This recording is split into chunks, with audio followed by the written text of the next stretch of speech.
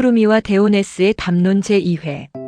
제1회 앞부분의 언어 철학 강의가 실제 수행과 모험의 세계로 전환되는 구간이다.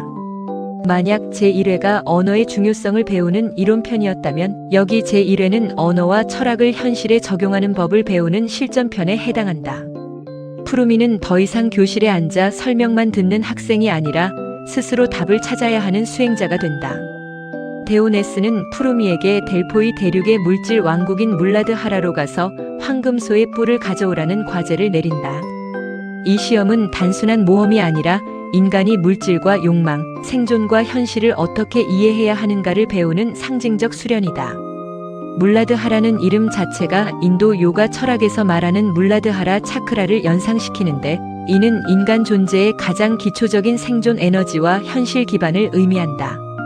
푸르미가 길을 가던 중 처음 만난 존재는 한 청년이었다.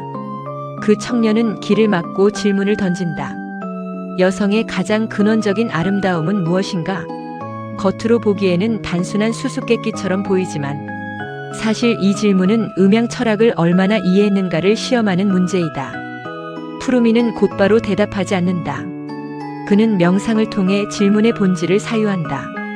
이것은 책 전체가 강조하는 태도와도 일치한다. 즉, 지식은 즉답이 아니라 숙고에서 태어난다는 것이다. 푸르미는 결국 여성의 근원적 아름다움은 음에너지를 이해하고 활용하는 데 있다고 답한다.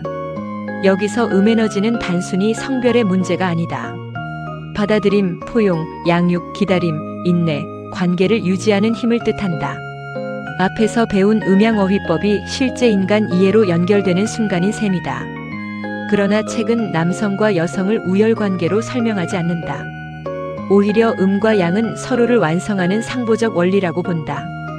여성의 아름다움은 음을 잘 사용하는 데 있고 남성의 훌륭함은 양을 잘 사용하는 데 있지만 궁극적으로는 누구나 음과 양을 모두 길러야 한다는 방향으로 논의가 전개된다.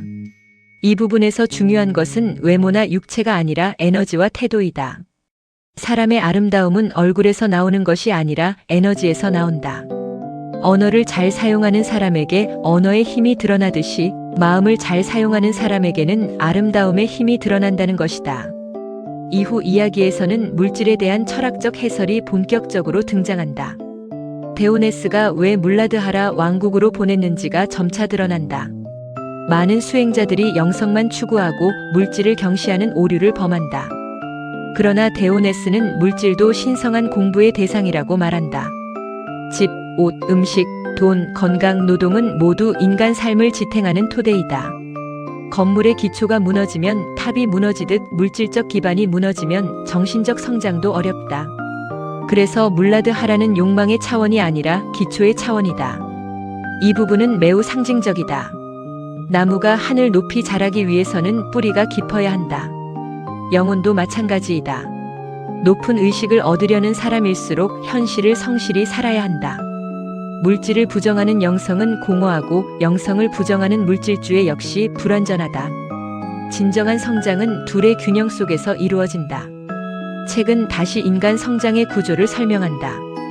인간은 현실을 살아가면서 다양한 인연을 만난다. 좋은 인연은 성장의 계기가 되고 어려운 인연은 수행의 계기가 된다. 중요한 것은 인연 자체보다 인연을 해석하는 능력이다. 같은 사건을 만나도 누군가는 원망하고 누군가는 배운다. 같은 실패를 겪어도 누군가는 좌절하고 누군가는 성장한다.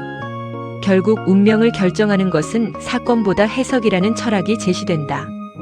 여기서의 또 다른 핵심 주제는 시험이다. 푸르미는 계속 시험을 만난다. 그러나 여기서 시험은 학교 시험이 아니다. 인생 자체가 시험이라는 의미이다. 우리가 만나는 문제들은 우리를 괴롭히기 위해 존재하는 것이 아니라 성장시키기 위해 존재한다. 장애물은 적이 아니라 교사이다. 고난은 처벌이 아니라 수련이다. 따라서 수행자는 문제를 피하려 하지 않고 문제 속에서 의미를 찾는다. 이는 책 전체에 흐르는 매우 중요한 세계관이다. 또한 이 구간에서는 물질과 정신의 관계가 반복적으로 암시된다. 정신이 물질을 지배하기도 하지만 물질 역시 정신에 영향을 준다.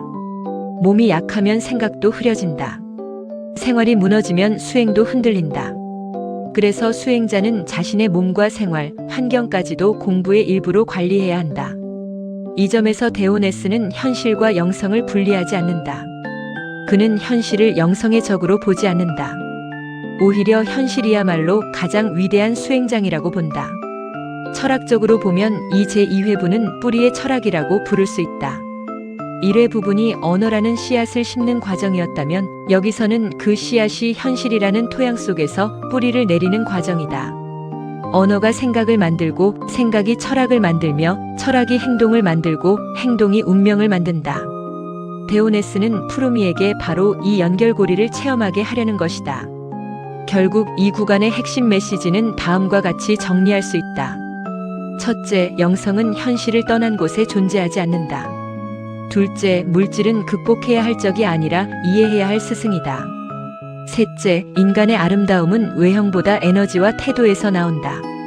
넷째, 모든 시험은 성장의 기회이다. 다섯째, 언어와 철학은 결국 삶 속에서 증명되어야 한다. 따라서 이 2회부는 푸르미가 학생에서 수행자로 변해가는 첫 관문이며 동시에 독자에게도 현실을 수행장으로 바라보라는 메시지를 던지는 장이라고 볼 수 있다. 책은 이 구간을 통해 영성과 현실, 언어와 행동, 철학과 인생이 사실은 하나의 길 위에 놓여 있음을 보여준다.